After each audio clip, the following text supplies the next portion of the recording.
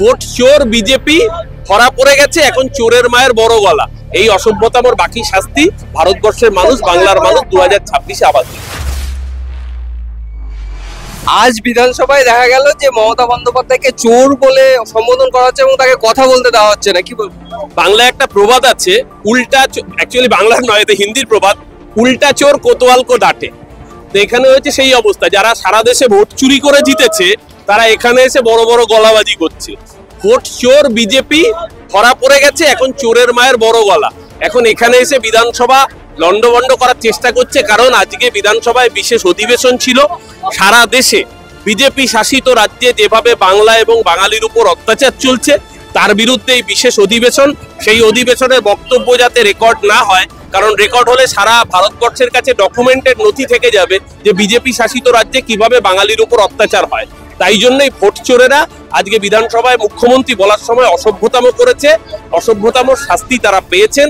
এই অসভ্যতামর বাকি শাস্তি ভারতবর্ষের মানুষ, বাংলার মানুষ 2026-এ আবার। বিধানসভা থেকে এর আগেও দেখেছি শুভেন্দু অধিকারীকে সাসপেন্ড হতে এবং তার সঙ্গে সঙ্গে আরো বিধায়ক বিজেপির সাসপেন্ড হয়েছে এবং মার্শাল দ্বারা যখন বের করা হয় একজন বিধায়কের চোট লাগে বলে অভিযোগ।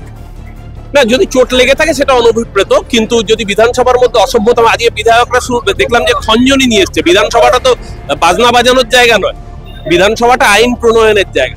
সেই জায়গায় দাঁড়িয়ে আমাদের বক্তব্য খুব পরিষ্কার, প্রতিবাদ করার অধিকার সকলের রয়েছে, কিন্তু বিধানসভাটাকে এই মখারি করার জায়গা বিধানসভা নয়। বিধানসভাটা কনস্ট্রাকটিভ আলোচনার জায়গা।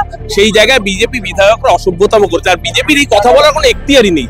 যারা পার্লামেন্ট থেকে 148 জন সাংসদকে বরখাস্ত করেছিল গায়ের জোরে, তাদের কোনো মুখ নেই। তারা অন্য রাজ্যের ঘটনা নিয়ে কথা বলবার আগে নিজেরা পার্লামেন্টে কি করেছিল সেটা নিজেদের দিকে চোখে আঙুল দিয়ে দেখা। শুভেন্দু অধিকারী সাসপেন্ড হওয়ার পর বলছেন, আমি গর্বিত, আমি সাসপেন্ড হয়েছি কারণ আমি মানুষের জন্য কথা বলি এবং ভারতীয় আর্মির জন্য কথা বলেছি। ও তো চুরি করেও গর্বিত ছিল, খবরের কাগজে মুড়িয়ে টাকা নিয়ে তারপরেও গর্বিত। তো যে সবেতেই গর্বিত, তাই ভারতীয় আর্মি, সেনাবাহিনীকে আমরাও সম্মান। সেনাবাহিনীর কাজ প্যান্ডেল খোলা নয়, সেই কাজটা অন্য কোনো এজেন্সিকে দিয়েও করাতে পারতো, এতে সেনাবাহিনীর সম্মান বাড়েনি। আসলে সেনাবাহিনী, সিআরপিএফ জওয়ানদের, ওই বিজেপির এমপি নিশিকান্ত দুবে তার 25তম বিবাহ বার্ষিকী চলছিল গুলমার্গে, ওই পেহেলগাম আক্রমণের ঠিক কয়েকদিন আগে সিআরপিএফ ওখানে ডেপ্লয় ছিল, কারণ বিজেপির নেতা মন্ত্রীরা 25তম বিবাহ বার্ষিকীতে ফুর্তি করতে যাচ্ছেন, তারা যাতে নিরাপদ থাকেন তাই জন্য সিআরপিএফ ফোর্সকে ওখানে ডেপ্লয় করা ছিল। আর পেহেলগামে সাধারণ টুরিস্টদের কোনো নিরাপত্তা ছিল না। এটাই হচ্ছে বিজেপির রাজত্বে সেনাবাহিনীকে ব্যবহারের নমুনা। দুর্ভাগ্য দেশের এই সেনাবাহিনী, যাকে সারা ভারতবর্ষের মানুষ শ্রদ্ধা করে, এই সেনাবাহিনীকে ওই ইডিসিবিআই এর মতো শরিক দল বানানোর চেষ্টা করছে। এই চেষ্টা সফল হবে না, কারণ ভারতের সেনা ভারতের গর্ব। সিএএ যেটা 2014 31শে ডিসেম্বর পর্যন্ত ছিল, একবারে 10 বছর বাড়িয়ে দেওয়া হলো 2024 31শে ডিসেম্বর। বেসলেস এবং বাজে কথা। এই নির্দেশনামায় কোথাও বলা নেই তারা সিএএ এর আবেদন করতে পারবে। এই নির্দেশনামায় কোথাও বলা নেই যে তাদের সাথে কি ব্যবহার করা হবে। তাদেরকে বলা হয়েছে পুশব্যাক করা হবে না। পুশব্যাক না করলে তারা থাকবে কোথায়? ডিটেনশন ক্যাম্পে।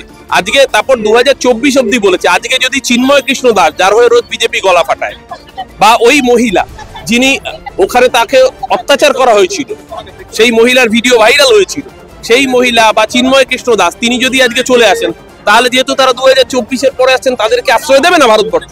মমতা ব্যানার্জি প্রথম দিনই বলেছেন যে আমরা যদি একটা রুটিও থাকে ভাগ করে খাবো। মমতা ব্যানার্জির এই যে রাষ্ট্রনায়কের ভূমিকা, এটা রাজ্যের মুখ্যমন্ত্রী নিতে পারে, দুর্ভাগ্য দেশের প্রধানমন্ত্রী সেই হিম্মত হয় না।